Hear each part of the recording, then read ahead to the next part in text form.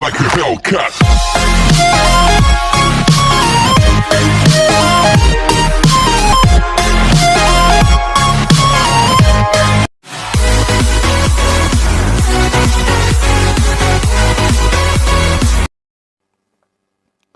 स्वागत है आपका आज के हमारे इस वीडियो में, जो कि कक्षा 10 हिंदी के अग्र पूजा नामक पाठ से लिया गया है, जिसके रचयिता श्री राम बिहारी शुक्ल द्वारा जी हैं। ये काव्य जो आप कक्षा 10 में पढ़ रहे हैं, ये श्रीमद् भागवत गीता महाभारत से लिया गया है। इसमें श्री कृष्ण के पावन चरित्र पर विविध तरीकों से जो है प्रकाश डाला गया है। तो कहानी इसमें देखिए कुछ इस प्रकार से घूमती है कि युधिष्ठिर राजसूय यज्ञ कराते हैं और उसमें शिशुपाल जो है श्री कृष्ण को बुरा भला कहता है। तो अग्र पूजा खंड काव्य का प्रथम सर्ग पूर्वाभास है। इस सर्ग की कथा का प्रारंभ दुर्योधन द्वारा समस्त पांडवों का विनाश करने के लिए लाक्षागृह में आग लगवाने से होता है। दुर्योधन को पूरी तरीके से विश्वास था कि पांडव जल गए हैं, लेकिन पांडवों ने उसी जगह से निकल करके उसकी चाल को विफल कर दिया होता है। वे वेश बदल कर घूमते हुए द्रौपदी के स्वयंवर के मंडप में पहुंच जाते हैं, जहां अर्जुन ने आसानी से मछली का भेदन करके स्वयंवर को जीत लिया होता है और कुंती की इच्छा से पांचों भाइयों ने उससे विवाह कर लिया रहता है। दुर्योधन जब पांडवों को जीवित देखता है तो वो बहुत ही गुस्सा होता है और सत्य न्याय की रक्षा के लिए पांडवों को आधा राज्य देने के लिए जो है उसे झुकना पड़ता है। अब आगे का जो दूसरा सर्ग है वो है सभारंभ। तो इसके हिसाब से जिस क्षेत्र का हिस्सा पांडवों के हक में गया था उसका नाम था इंद्रप्रस्थ। इंद्रप्रस्थ में खूब अच्छे तरीके से जो है विश्वामित्र जी ने बहुत अच्छे तरीके से विश्वकर्मा जी ने इंद्रप्रस्थ की अच्छे तरीके से भगवान इंद्र के द्वारा कहे जाने की वजह से बहुत अच्छा उसका राज बना दिया था युधिष्ठिर का। तीसरा सर्ग आयोजन है, जिसमें अब राजसूय यज्ञों का जो है आयोजन दिखाया गया है। द्रौपदी किसी अन्य पति के साथ हो और अगर उसे कोई दूसरा देख लेता तो उसे 12 वर्ष तक वनवास में रहेगा। ऐसा नारद जी के कहने पर हुआ। तो इस नियम को भंग अर्जुन ने किया था, जिसकी वजह से उसे 12 साल का वनवास काटना पड़ा। अनेक स्थान पर भ्रमण करते हुए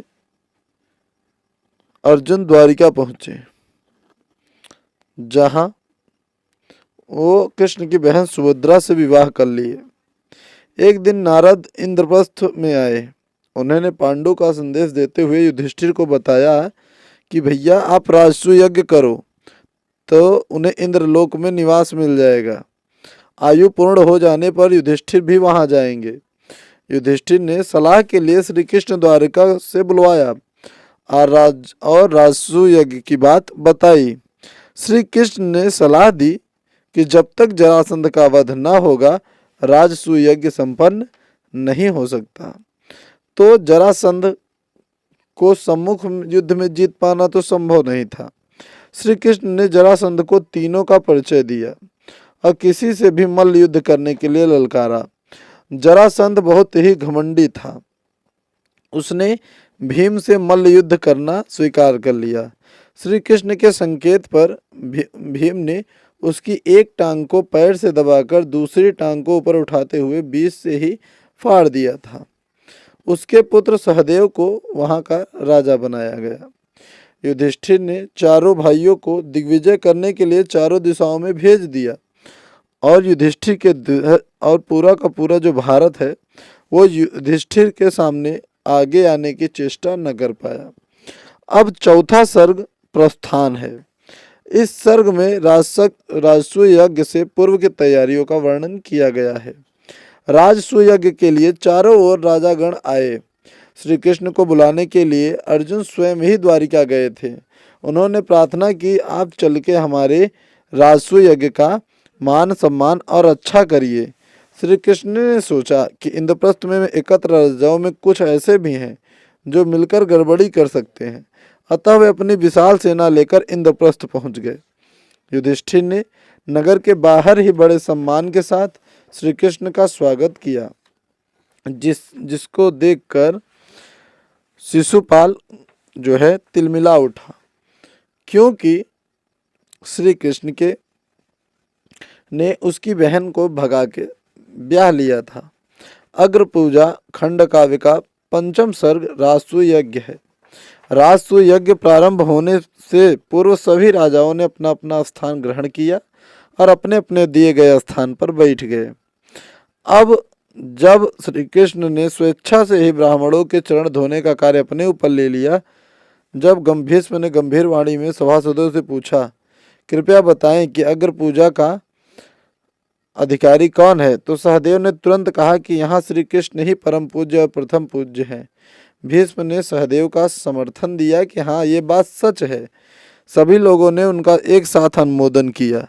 केवल शिशुपाल ने श्री कृष्ण के चरित्रों पर दोषारोपण करते हुए बहुत सी बातें करी। अब शिशुपाल को 100 गलतियां माफ करी थी श्री कृष्ण ने। धीरे धीरे उसकी सारी गलतियां समाप्त होती गईं और वो एक के बाद एक श्री कृष्ण को बुरा भला अपशब्द कहने लगा। अंत में उन्होंने गुस्सा कर सुदर्शन चक्र से शिशुपाल का गर्दन काट दिया। छठवां सर्ग उपसंहार में उल्लेखित शिशुपाल और कृष्ण के विवाद का यज्ञ पर कोई नहीं प्रभाव पड़ता है। यज्ञ निर्विघ्न चलता रहता है। व्यास, धौम्य आदि 16 तत्वज्ञानी ऋषियों ने यज्ञ कार्य का संपन्न किया। युधिष्ठिर ने उन्हें दान दक्षिणा देकर उनका सत्कार किया। ये कहानी अग्र पूजा की है। अब आपको करना है हमारे चैनल को सब्सक्राइब और इस वीडियो को लाइक और अपने दोस्तों तक दीजिए पहुंचाए। मैं स्वैक मैथ साइंस पॉइंट की तरफ से लाता रहूँगा आपके लिए बेहतरीन वीडियोस। तो तब तक के लिए धन्यवाद। Bye bye.